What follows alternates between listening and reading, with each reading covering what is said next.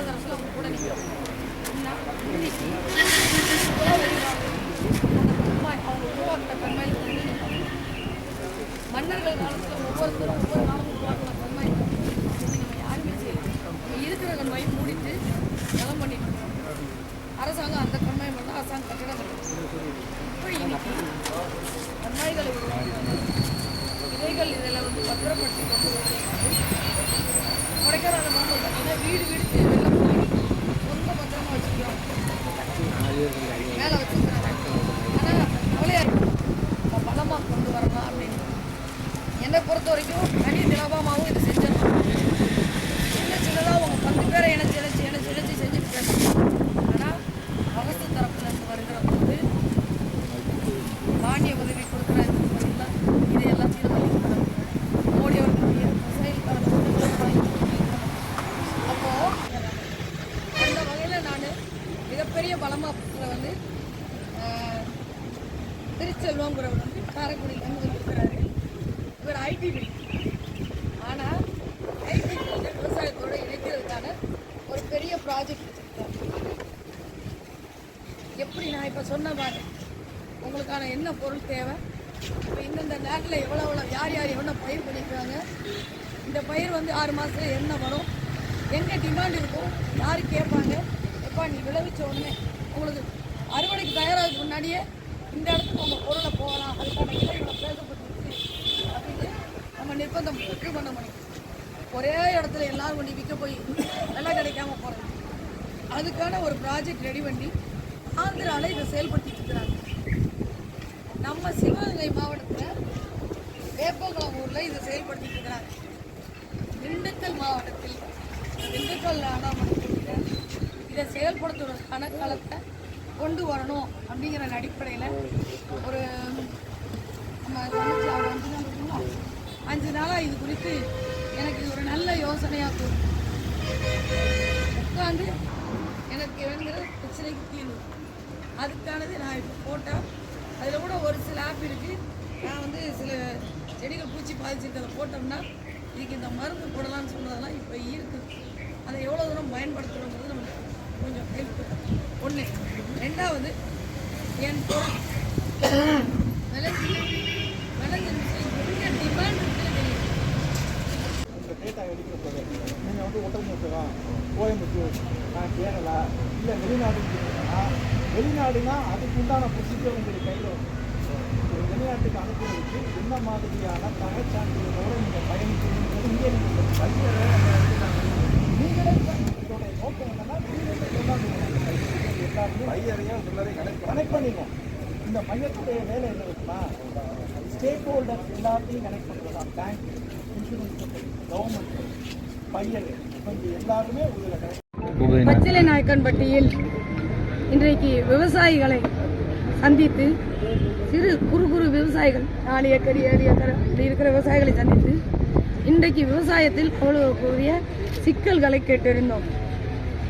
சாதாரணமாக இன்னைக்கு தொழில்நுட்பம் நிறைய வளர்ந்துட்டு ஒரு உணவு ஆர்டர் பண்ணால் கூட 4 மணி நேரத்தில் நம்ம கைக்கு வந்து சேர்ந்துருக்கு எங்கேயோ ஒரு மூலையில் இருந்து. ஆனால் இன்றைக்கு விவசாயிகள் பக்கத்தில் இந்த தொழில்நுட்பம் அருகில் இருந்தால் என்னென்ன செய்யலாம் அப்படின்னு சொல்லி ஒரு சின்ன திட்டமிடல் இந்த ஐடி ஃபீல்டில் 30 வருடம் உழைத்த திருச்செல்வன் என்கிறவர் அமைத்திருக்கிற ஒரு சின்ன ஒருங்கிணைப்பின் மூலம் உழவர் தொழில்நுட்ப மையங்களை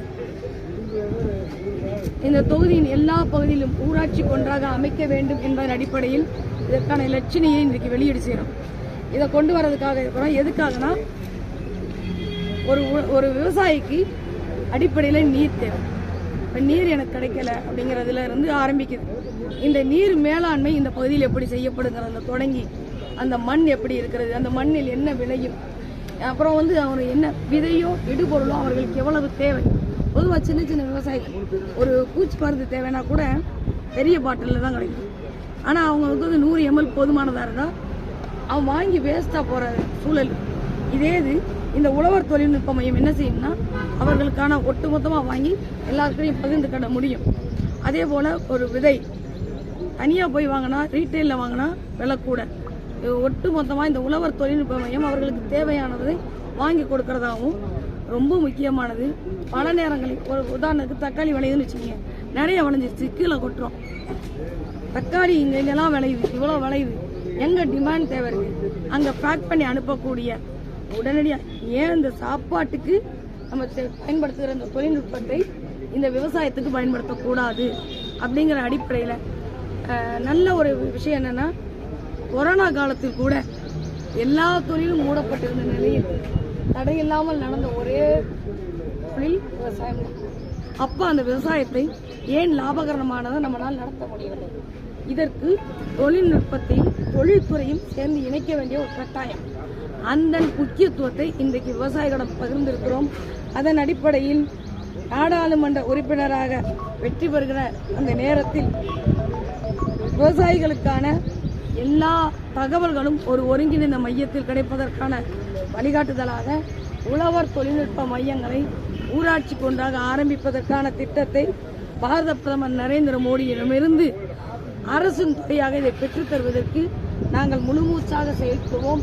இது எங்களது முக்கிய வாக்குறுதியாக அமைந்திருக்கிறது.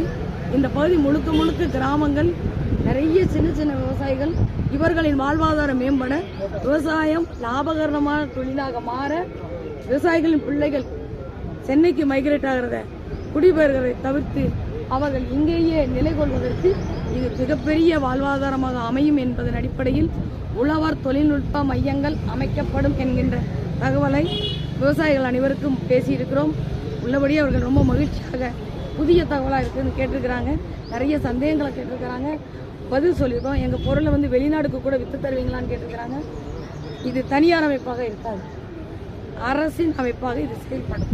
அந்த வகையில் உழவர் தொழில்நுட்ப மையங்களின் தொடக்க அறிவிப்பாக இந்த பச்சிலை நாயக்கன்பட்டியில் நாங்கள் அமைத்திருக்கிறோம். இந்த ஊடகங்கள் இந்த செய்தியை, இலச்சினையை,